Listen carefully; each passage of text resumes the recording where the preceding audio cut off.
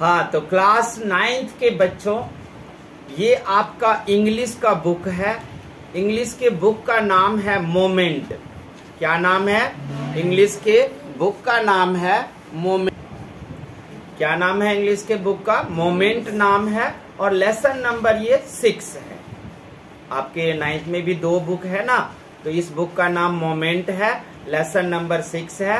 Lesson का नाम है वेदरिंग द स्टॉर्म इन इरेजमा। ये ना 1999 में शायद आप लोग पैदा भी नहीं लिए थे। 1999 में ना उड़ीसा में एक बहुत भयानक तूफान आया था, साइक्लोन वाला, यानी कि चक्रवातीय तूफान आया था। और इसमें 1.5 लाख लोग से ज्यादा मारे गए थे। यहाँ पर एक प्रशांत नाम का लड़का है जो शहर गया था अपने गांव, और शायद वो अपनी मम्मी के डेथ सर्टिफिकेट बनवाने के लिए। फिर वापस आता है, रास्ते में जो लाश सब देखता है, लाखों की संख्या, सैकड़ों की संख्या में लाशें तैर रही हैं, कोई लाश तक उठाने वाला नहीं बच गया था। ऐसा ये तूफान आया था। तो इसी के बारे में हम इस लेसन में पढ़ेंगे। ऑन 27 अक्टूबर 1999, 27 अक्टूबर 99 की बात है। 7 years after his mother death, Prashant के मम्मी के 7 साल डेथ के हो गए थे।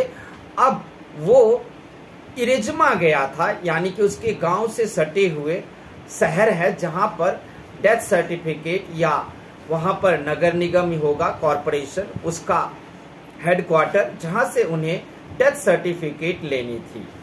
और वो एक कोस्टल एरिया में ही छोटे से विलेज से बिलोंग करता था प्रशांत। उसके गांव से इरेजमा लगभग 18 किलोमीटर दूर था। 18 किलोमीटर दूर वो गया, सर्टिफिकेट बन गई, वहां पर शाम हो गया, तो वो अपने एक मित्र दोस्त के यहाँ उसी के घर पर रुक गया और सोचा सुबह में चले जाएंगे।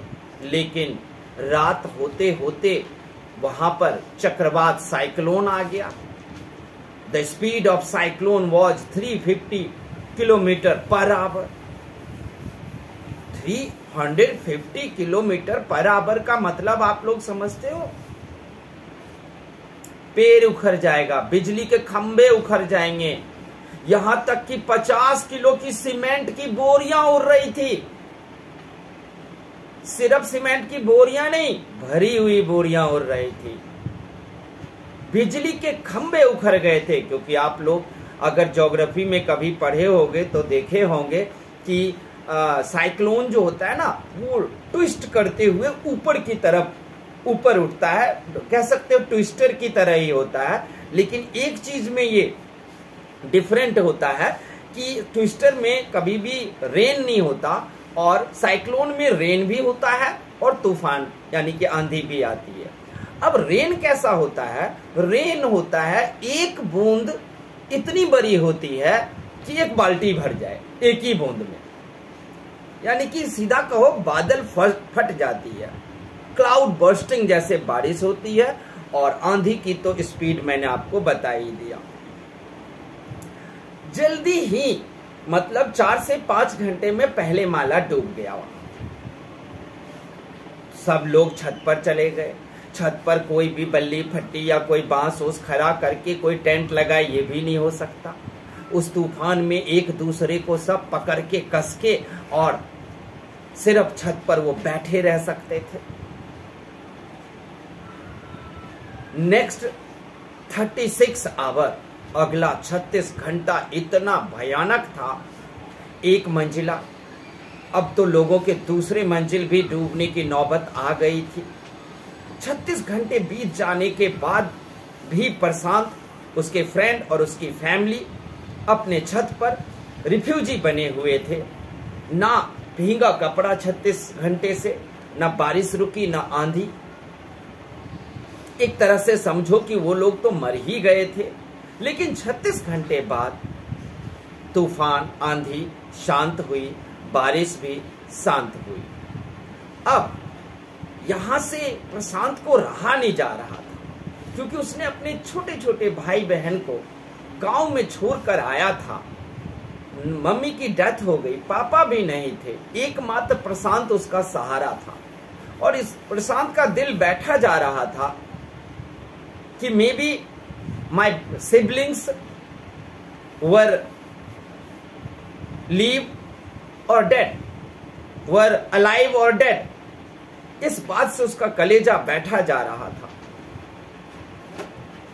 2 दिन तो बीत गए। 2 दिन ऐसे बीते, यानी कि जिस शाम को शुरू हुआ वो रात पूरा बीता, अगला जो है पूरा दिन पूरी रात बीते।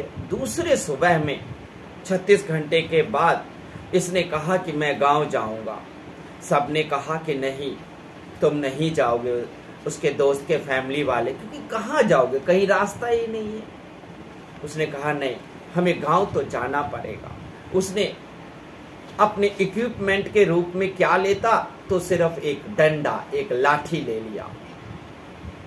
उस लाठी को लेकर जो रास्ते से आया था उसमें पैदल 18 किलोमीटर उसे चलना था, लाठी के सहारे। लेकिन जब चलता था तो इसे बहुत डर लगता था। There were lots of carcasses swimming, floating on the water, and they are corpses, carcasses, animal, human body, all were floating there.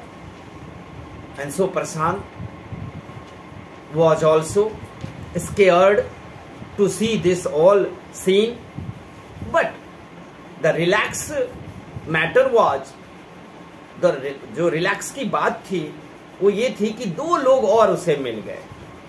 वो भी ऐसे ही लाठी के सहारे आगे बढ़ रहे थे।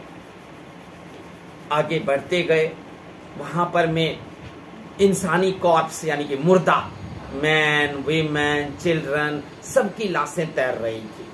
लाश को ऐसे ऐसे हटा करके हाथ से प्रशांत आगे बढ़ रहा था। जरा सोचो क्या मंजर होगा, कितनी डरावनी सीन होगी। लेकिन वो बढ़ रहा था। इवेंचुअली मतलब अंततः प्रशांत अपने गांव पहुंच ही गया। उसके गांव का नाम था कालीकुडा। कालीकुडा पहुंचने पर सबसे पहले उसने अपने नानी को देखा। उसके बाद उसके भाई बहन भी मिल गए। उसके गांव में लगभग 70 लोग मारे गए थे, लेकिन इसके फैमिली में कोई नहीं मरा था। उसका गांव पूरा झील सा बन गया था। जो छत थे घास फूस के, वही ऊपर तैरते दिख रहे थे। और सारे के सारे लोग जो थे ये वो एक ऊंचे स्थान पर जाकर के बैठे हुए थे। अब सबसे बड़ी प्रश्न ये था कि वो लोग 3 दिन से कुछ खाए पिए भी नहीं थे। क्या करें इनके लिए व्यवस्था। तब प्रशांत ने दिमाग लगाया। अपना दिमाग लगा के सबसे पहले उसने क्या किया कि वो अपने ही गांव, जो बाढ़ जैसे, झील जैसे गांव डूब गया था, उसमें तैरने वाले लड़के सब कूदे। क्योंकि प्रशांत को लगा कि जो चावल की जो बोरियां जिस जिसके घर में थे, वो पहले ही पूछ भी लिया था लोगों से कि किस किस के घर में चावल की बोरियां थी। तो वो चावल की बोरियां भींगी ही होगी ना, उसे खींचकर लाकर हम खिचड़ी दलिया तो बना ही सकते हैं। और दाल भी कहीं भींगी होंगे, वो सबको खींचकर, और जब तक सरकारी मदद नहीं आ जाती। और जानते हो उसके गांव की टोटल आबादी 2500 थी। 2500 people were gathered at a place, and now it was the time to spread different type of diseases, क्योंकि एक ही जगह पर 2500 लोग हैं। लेटरिन, बाथरूम, ये सब जहां तहां सब कर रहे हैं। इससे भयानक से भयानक बीमारियां फैलेगी। तो सबसे पहले तो इसने एक टीम बना लिया प्रशांत ने। लड़कों का, जो 20-20 साल के लड़के थे, उनकी एक टीम बना लिया। टीम बनाकर सबसे पहले कहा कि गड्ढा खोदो। गड्ढा खोदकर लेटरिन, बाथरूम, इन सब का, शौचालय का निर्माण करो और उसे कपड़े से घेर दो।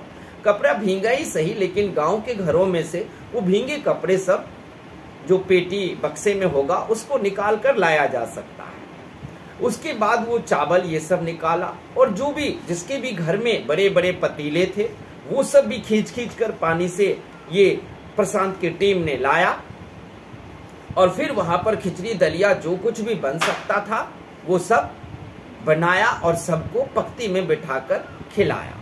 जल्दी ही सरकारी मदद भी आ गई, हेलीकॉप्टर से गुड़, चावल, ब्रेड, मक्खन, जो भी चीजें, चना, कंबल, साड़ियां, टेंट, रस्सियां, ये सब गिराए गए हेलीकॉप्टर से। अब प्रशांत ने हेलीकॉप्टर को देखते ही सबसे पहले सबको बोल दिया था, एक भी व्यक्ति जहां सामान गिर रहा है वहां एक भी कोई नहीं जाएगा। क्योंकि आप लोगों को बता दूं कि ये जब नेचुरल डिजास्टर आता है तब जब सरकारी मदद आती है तो सरकारी मदद के टाइम में सबसे बड़ी समस्या जो खड़ी होती है वो लूटने की। वो ज्यादा से ज्यादा लोग, एक ही व्यक्ति ज्यादा माल लूट कर अपना घर भर लेते हैं। एक व्यक्ति ले लिया 8 ब्रेड के पैकेट और एक को तो एक भी नहीं मिला। अब वहां लड़ाई की भी चांसेस हो जाती थी कि भाई तू 8 ब्रेड ले रखा है, एक तो दे, लेकिन वो देगा नहीं। वो बाहुबली घर, वो 8 भाई है, 8 मिलकर लूटता है सामान और देता नहीं है किसी और को। पहली बात, अगर कभी भी नेचुरल डिजास्टर आए तो आप लोग ऐसा मत करना, जो कुछ भी मदद कहीं से आएगा वो हर व्यक्ति को बांट कर खाना है। जब तक जिंदा रहेंगे सब मिलकर रहेंगे जिंदा, इसी चीज को करना है। एक रोटी रहेगी, हम पहले बच्चों को खिलाएंगे क्योंकि वो भूख बर्दाश्त नहीं कर सकते, इसलिए उनको दिया जाएगा, उनसे बचा। तो प्रशांत ने भी ऐसा ही किया कि कोई भी किसी भी तरह का क्या नहीं करेगा,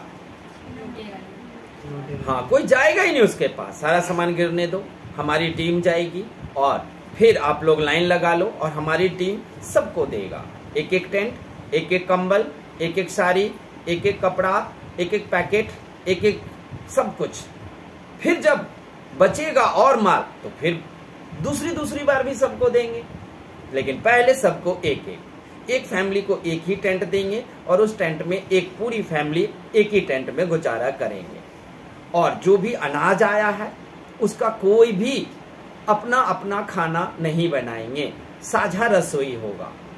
यानी कि हमारी टीम बड़े बड़े पतीले में खाना बनाएगा और सबको पत्ती में बिठाकर खिलाया जाएगा और फिर सब अपना टेंट में जाकर आराम करें। कितना अच्छा सा था, ना कोई झगड़ा हुआ ना कुछ हुआ, सबको एक एक कंबल, जब जरूरत देखा कि कंबल ज्यादा है तो दूसरी बार भी हर एक को बांटा गया, जरूरत के हिसाब से सबको दी गई। अगर 2-2, 3-3 पड़ेगा तो 2-2, 3-3 लो, प्रशांत कोई रख नहीं लेगा, सीधी सी बात है। प्रशांत को भी जितनी जरूरत है उतनी ही ले जाएगी। ये बात सरकार तक पहुंची और सरकार ने बाद में प्रशांत को सरकारी नौकरी भी दी और उसके बुद्धिमत्ता के लिए उसे इनाम भी दिया गया कि इस लड़के की चालाकी और इस लड़के की होशियारी के कारण 2500 लोगों को सकुशल बचाया गया, बीमारियों से बचाया। क्योंकि जब नेचुरल डिजास्टर होता है ना, बाढ़, भूकंप, तो वो तो था ही विपत्ति, उससे बड़ी एक सबसे बड़ी समस्या क्या आ जाती है, बीमारी। नेचुरल डिजास्टर जब आएगा ना तो आप देखोगे कि लोगों को इकट्ठा एक जगह पर रहने के कारण वहां पर बड़ी भयानक बीमारियां सब फैलने शुरू हो जाती है गंदगी से। उस चीजों को भी इसने बचा लिया और इस वजह से सरकार ने उसको जो है अवार्ड भी दिया और सरकारी नौकरी भी उसे दिया, क्योंकि गांव वाले के दुख को उसने बड़ी ही होशियारी से उसका पालन किया, निभाया और गांव वाले की रक्षा किया। ओके, तो ये था आपका। अब आप लोग इसके क्वेश्चन आंसर कर लोगे और बीच में से भी आप 8-10 क्वेश्चंस निकाल लो, एक्स्ट्रा क्वेश्चन, उसके आंसर भी आप ही लोगों को ढूंढना है। और ऑनलाइन के जितने बच्चे हैं वो कमेंट करें कैसा लगा, और अच्छा लगे तो ऑनलाइन के बच्चे इस चैनल को सब्सक्राइब जरूर करें। अगर आपको एक्स्ट्रा क्वेश्चन की जरूरत हो तो आप कमेंट करें, हम आपको एक्स्ट्रा क्वेश्चन भी दे देंगे। तब तक आप जो ऑफलाइन के बच्चे हो इस लेसन के सारे क्वेश्चन आंसर अपने नोटबुक के कॉपी पर करके लाएंगे। ठीक है, ओके, धन्यवाद।